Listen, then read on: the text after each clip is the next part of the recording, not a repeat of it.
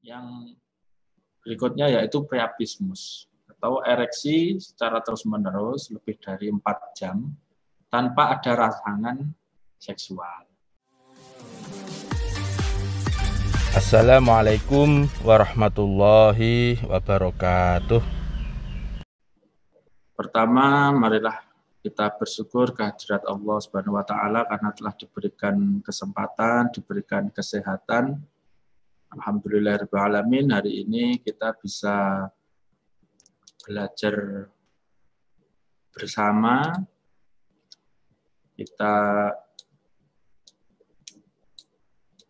merefresh lagi keilmuan terutama terkait dengan kegawat daruratan di bidang urologi. Shalawat serta salam semoga selalu tercurahkan pada junjungan kita Nabi besar Muhammad sallallahu alaihi wasallam. Allahumma sholli wa sallim barik ala sayyidina Muhammad wa ala sayyidina Muhammad. Mudah-mudahan kita semua besok kelak mendapatkan syafaat dari beliau. Amin. Selanjutnya di sini saya akan membawakan materi sedikit ya sesuai waktu yang diberikan nanti terkait kegawat daruratan di bidang urologi. Memang di era pandemi ini kita dari bidang kesehatan, terutama pada saat puncak pandemi gelombang pertama kemarin, banyak himbauan dari perhimpunan bahwa kurangi atau tunda ke rumah sakit apabila tidak dalam keadaan emergensi atau keadaan darurat. Oleh karena itu kita harus mengenal, kita harus mengetahui apa saja kegawat daruratan yang mengharuskan kita untuk segera periksa ke rumah sakit. Akan tetapi seiring kemudian, karena kita juga tidak mengetahui sampai kapan pandemi ini akan berakhir, mudah-mudahan segera berakhir. Untuk beberapa kasus yang kronis, kita juga beri himbauan saat ini kepada masyarakat untuk tidak takut berobat ke rumah sakit. Karena saat ini hampir semua rumah sakit sudah menerapkan protokol kesehatan. Untuk rumah sakit yang merawat pasien COVID pun ruang perawatannya juga terpisah. Baik, ya, sini. Nah, ini himbauan dari spesialis urologi dari himpunan dari IAUI terkait tentang emergensi urologi, terutama pada saat pandemi.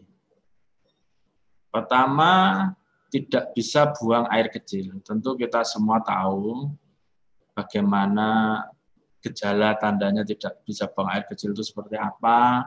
Mungkin rasa ingin kencing, perut bawah terasa penuh, tapi ketika ke belakang ternyata air kencingnya tidak keluar. Disebabkan oleh beberapa hal, nanti kita bahas di belakang. Kedua,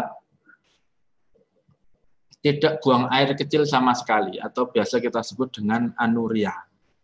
Hal ini bisa terjadi karena sumbatan di kedua ureter. Hal itu juga harus kita waspadai, karena kondisi tersebut adalah kondisi yang darurat. Ketiga yaitu hematuria atau kencing merah. Jadi buang air kecilnya berwarna merah, baik di awal, di akhir, atau justru dari awal sampai akhir. Kemudian nyeri pinggang hebat atau kolik, bisa kolik ureter, kolik renal.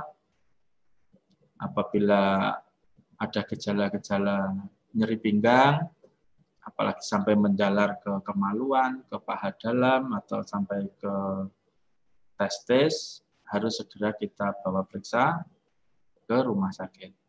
Kemudian yang berikutnya yaitu priapismus atau ereksi secara terus-menerus lebih dari 4 jam tanpa ada rangsangan seksual. Apabila dengan rangsangan seksual ya itu wajar. Kemudian Berikutnya adalah akut skrotum atau nyeri hebat pada kantung buah zakar. Bisa karena trauma atau kadang tanpa sebab juga bisa untuk beberapa kasus. Akan kita bahas lebih mendalam satu persatu. Selain yang sudah saya sebutkan ini, ada yang belum disebutkan terkait kegawat daruratan urologi, yaitu mungkin nomor 7, yaitu trauma urogenital. Bisa karena kecelakaan, atau kejatuhan tangga, atau jatuh sendiri, sampai mengenai daerah urogenital. Itu juga suatu kegawat daruratan yang harus segera mendapatkan pertolongan medis di rumah sakit. Dan berikutnya yaitu urosepsis atau infeksi berat yang sumber infeksinya itu dari saluran kencing. Nah, kita bahas satu persatu. Yang pertama yaitu retensi urin atau tidak bisa kencing secara spontan. Penyebab paling banyak yang sering saya temui di sini yaitu karena pembesaran prostat. Biasanya pada laki-laki usianya lebih dari 50 tahun, biasanya kencingnya itu awalnya nyeri, kadang tersendat-sendat, kadang terputus-putus, sampai pada akhirnya air kencingnya tidak keluar sama sekali. Kedua, struktur uretra atau penyempitan saluran kencing. Hal ini tandanya biasanya pancaran kencingnya kecil, jadi kencing bisa keluar, tapi pancarannya kecil, bisa mungkin cuma seperti jarum atau seperti lidi. Nah, hal ini juga merupakan suatu kegawat daruratan, karena kalau sampai struktur uretranya atau penyempitan saluran kencing ini sampai total, air kencingnya tidak bisa keluar sama sekali. Berikutnya yaitu batu uretra, yaitu batu saluran kencing. Batu biasanya berasal dari ginjal, dia turun melalui ureter ke buli-buli. Ketika mau keluar, dia nyantol di uretra, di saluran kencing yang depan. Kalau uretra bagian anterior, biasanya kita raba, bisa teraba batu uretranya. Hal ini juga suatu kegawat daruratan, harus segera dibawa ke rumah sakit. Berikutnya yaitu ruptur uretra, yaitu bisa disebabkan karena trauma, atau mungkin pasien sebelumnya sudah memakai kateter, dia memakai kateter rutin, ganti tiap 2 minggu, kemudian suatu saat kateternya tertarik atau bagaimana sehingga dia bisa melukai uretra. Nah, kalau menemui hal-hal seperti itu sebaiknya langsung dibawa ke rumah sakit. Berikutnya yaitu neurogenic bladder, ini gangguan pengosongan buli-buli akibat gangguan dari persarafan. Biasanya sering terjadi pada pasien dengan CVA atau stroke, atau pasien dengan kencing manis yang tidak terregulasi dengan baik, sehingga bisa mengakibatkan gangguan pada saraf-saraf yang mensarafi kandung kemih. Sebenarnya kalau pada neurogenic bladder ini saluran kencingnya normal, tetapi kandung kemihnya tidak mampu memompa untuk mengeluarkan air kencingnya. Hal itu juga bisa menyebabkan retensi urin. Apabila kita menemui pasien dengan gejala retensi urin, ya seperti pemeriksaan pada umumnya, kita harus melakukan anamnesa yang baik terkait penyebab-penyebab retensi urin yang tadi kita bahas. Misalnya laki-laki ya harus ditanya riwayat sebelumnya kencingnya bagaimana, apakah mengejang, apakah menetes, apakah pernah jatuh. Kemudian dari pemeriksaan fisik, kita raba, bisa kita lakukan rectal touche, untuk kita raba buli-bulinya teraba penuh atau tidak, untuk membedakan tadi antara retensi urin atau anuria.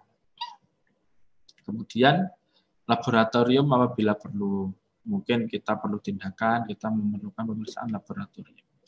Kemudian ronsen abdomen polos, kita lakukan untuk mendeteksi batu radio opak, kemudian USG. Prinsip terapi dari kondisi retensi urin adalah diversi urin. Diversi urin artinya kita harus segera mengeluarkan urin tersebut. Kita pasang kateter dari uretra. Apabila memang tidak bisa atau memang ada kontraindikasi untuk melakukan pemasangan kateter melalui uretra, kita pasang kateter melalui sistostomi atau di atas simbisis pubisnya itu kita lakukan pemasangan kateter di situ. Kemudian berikutnya gross hematuri atau kencing bercampur darah, baik terus-menerus maupun yang intermittent. Intermittent artinya kadang keluar, kadang tidak. Akan tetapi apabila ada pasien atau seseorang mengeluh kencing darah, sebaiknya segera dibawa ke rumah sakit untuk kita lakukan pemeriksaan yang lebih lengkap. Karena pada kasus hematuria itu penyebabnya bisa mulai dari gangguan di ginjalnya, bisa gangguan di salurannya, dan bisa gangguan di kandung kemihnya sendiri. Bisa batu, bisa tumor atau keganasan. Perlu kita lakukan pemeriksaan dengan USG, foto abdomen polos juga kita perlukan, bahkan kalau perlu kita lakukan CT scan. Penyebab, nah ini bisa batu saluran kencing, bisa prostat, baik prostat yang jinak maupun yang ganas bisa menyebabkan hematuria atau infeksi saluran kencing. Tumor juga bisa atau trauma. Terapi dari gross hematuria, kita untuk gejala yang ringan bisa kita lakukan pemberian obat-obatan dengan asam tranexamat, vitamin K, kemudian KIE untuk minum air putih yang banyak, sehingga kalaupun terjadi hematuria, dia tidak akan terjadi clot di dalam saluran kencing. Untuk tindakan lebih lanjut, kita bisa lakukan operasi dengan endourologi, kita lakukan sistoskopi atau URS, atau kalau perlu kita lakukan pembedahan kalau memang penyebab dari hematurianya ini sudah kita ketahui dan mengindikasikan untuk dibedah, misalnya batu kandung kemih yang besar atau batu ginjal yang besar. Berikutnya adalah nyeri pinggang. Nyeri pinggang yang paling sering kita ketemui disebabkan karena kolik ureter atau kolik renal. Tanda dari kolik ureter, nyeri pinggang yang menjalar ke selangkangan. Biasanya satu sisi, kalau nyerinya kanan, ya dia menjalarnya ke sisi selangkangan yang sebelah kanan. Hal ini disebabkan karena terdapat sumbatan pada ureter. Biasanya nyerinya itu bersifat tajam, nyeri dirasakan hilang timbul, dan bisa disertai dengan kencing merah, bisa juga tidak. Kita harus melakukan anamnesis yang lengkap, kemudian kita lakukan pemeriksaan fisik dengan melakukan nyeri ketok CVA.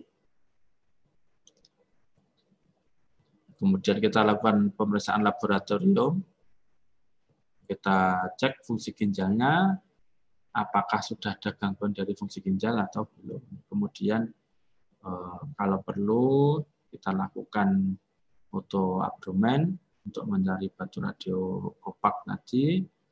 Bahkan kalau perlu kita lakukan IVP, USG atau CT scan untuk mencari penyebab dari kolik tersebut atau untuk mendeteksi sumbatan di ureternya.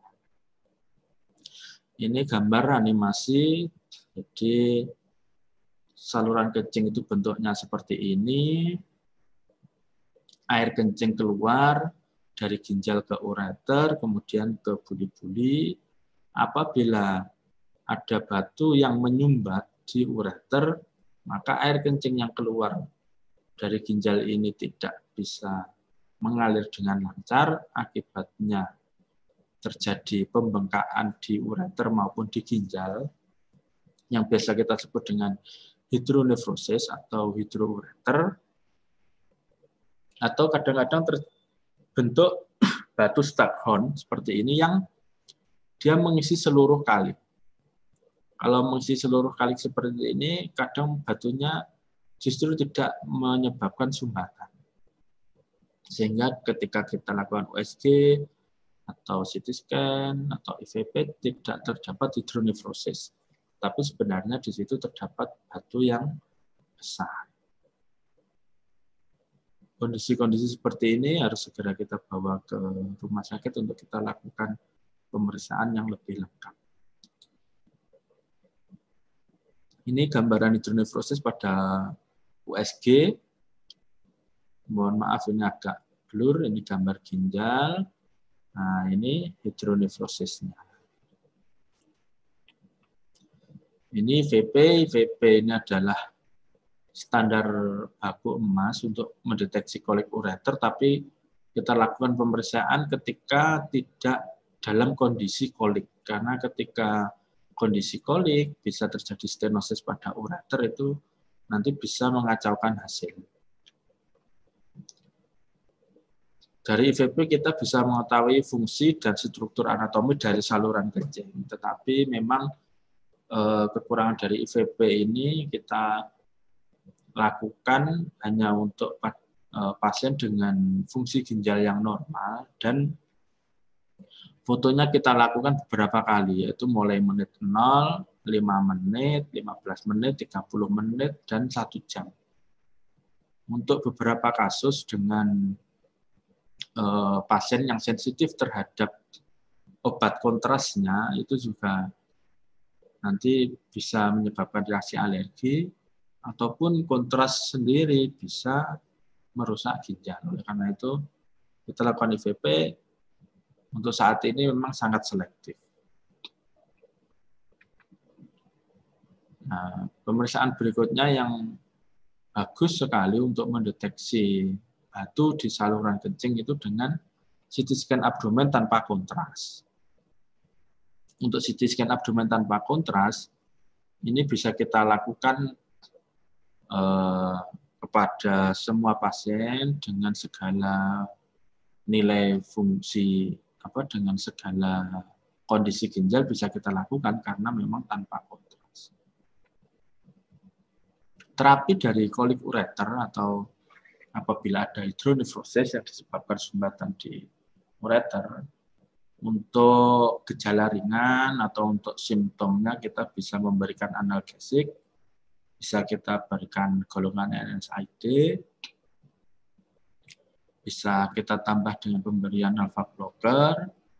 Kemudian kalau memang ada indikasi untuk dilakukan operasi, kita bisa lakukan operasi dengan endourologi dengan URS namanya, ureterorenoskopi. Jadi suatu alat di sini ini kita sambungkan dengan kamera sistem. Di sini ini kameranya, dengan ujung kamera di sini masuk dari saluran kencing yang bawah ke atas untuk melihat saluran ureter. Apabila di dalam saluran ureter tersebut ditemukan batu, maka langsung kita pecahkan, atau ketika kita menemukan penyempitan, sekaligus langsung kita lebarkan.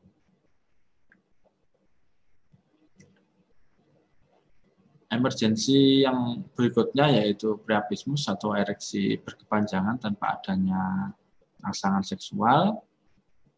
Hal ini paling banyak memang karena idiopatik.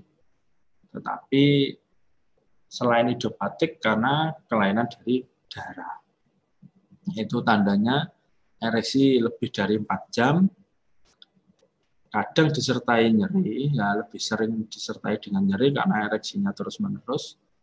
Kemudian yang khas yaitu batang penisnya kaku, tetapi di bagian ujung lunak karena gangguannya pada corpus cavernosusnya, bukan di corpus spongiosum.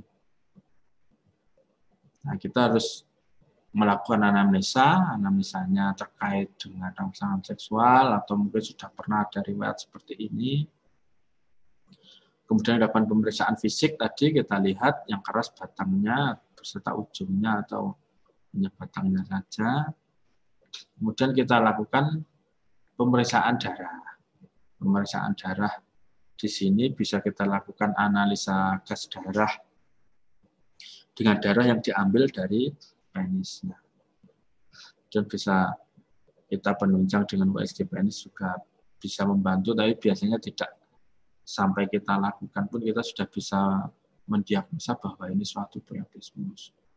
Untuk terapinya kita lakukan dengan medikamentosa, kita suntikkan obat-obatan di intrakorpora untuk obat-obat vasokonstriksi biasanya, kemudian mengeluarkan darah yang menumpuk di penis, kita sedot-sedot darahnya, atau operasi, kita membuat santing dari corpus cavernosa ke corpus spongiosum. Akan tetapi apabila kita sudah sampai lakukan tindakan seperti itu, biasanya pasien sudah tidak bisa ereksi lagi. Karena komponen untuk ereksinya sudah rusak akibat dari priapismus ini. Berikutnya yaitu akut skrotum atau nyeri hebat pada buah sakar. Diferensial diagnosis dari akut skrotum itu antara lain adalah torsiotestis, bisa juga hernia skrotalis, atau orkitis atau epididymitis. Hal ini harus kita bisa bedakan dari anamnesa. Apabila torsio itu biasanya mengenai usia muda. Usia muda itu usia antara 15 sampai 25 tahun. Karena torsiotestis ini berkaitan dengan kelainan Bell-Kleber syndrome, yaitu tidak adanya ligamen yang mengikat testis sehingga testisnya itu bisa melungkir.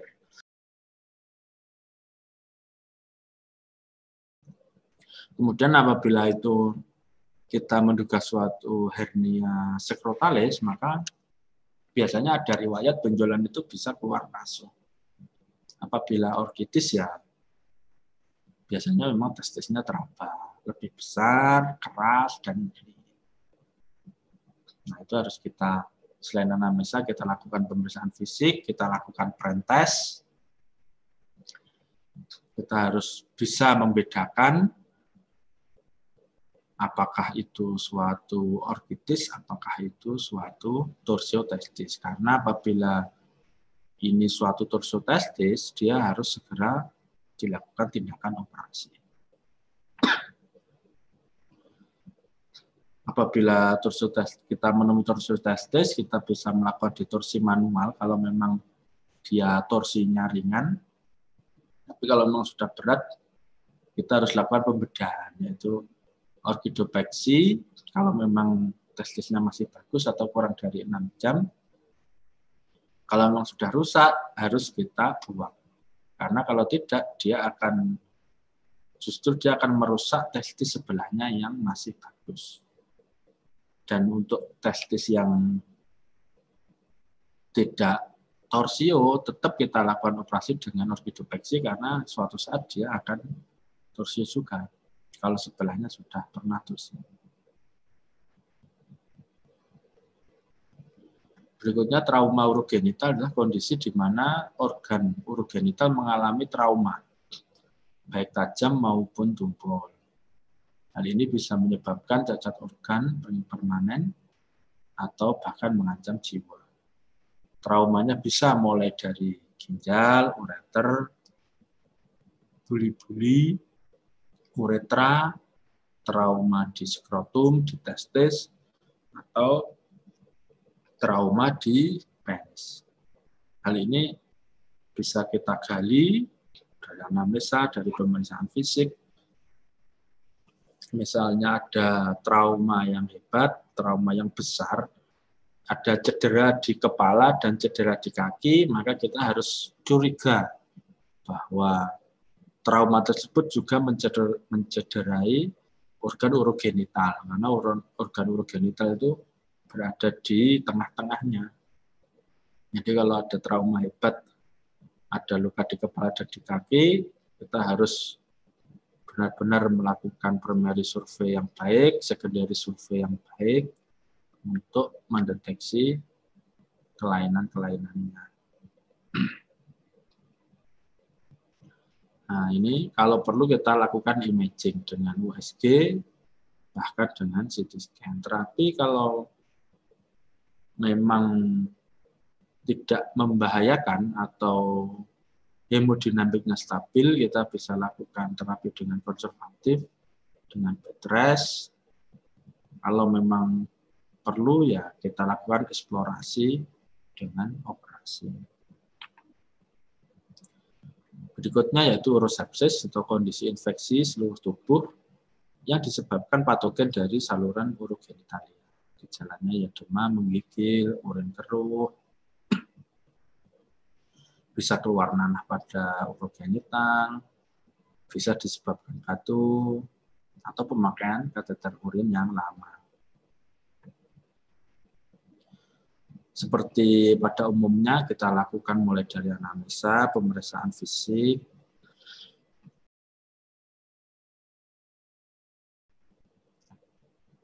kita lakukan pemeriksaan laboratorium yang lengkap, darah lengkap, urin lengkap, RFT, kemudian kita foto polos abdomen kalau perlu sampai IVP, USG, dan CT scan. Prinsip terapinya adalah menghilangkan penyebab infeksinya, baik dengan operatif atau non-operatif, atau biasa kita sebut dengan source control. Kemudian kita beri antibiotik sesuai antibiotika empirik atau yang biasanya yang broad spektrum kalau belum ada kulturnya. Kalau memang penyebab infeksinya itu misalnya karena prostat, berarti ya memang harus dioperasi prostatnya. Kalau penyebab infeksinya misalnya karena batu, ya berarti memang batunya harus dioperasi. Atau bisa karena misalnya ada abses, berarti absesnya memang harus kita pecahkan. Baik, saya kira cukup sekian materi yang bisa saya sampaikan. Terima kasih.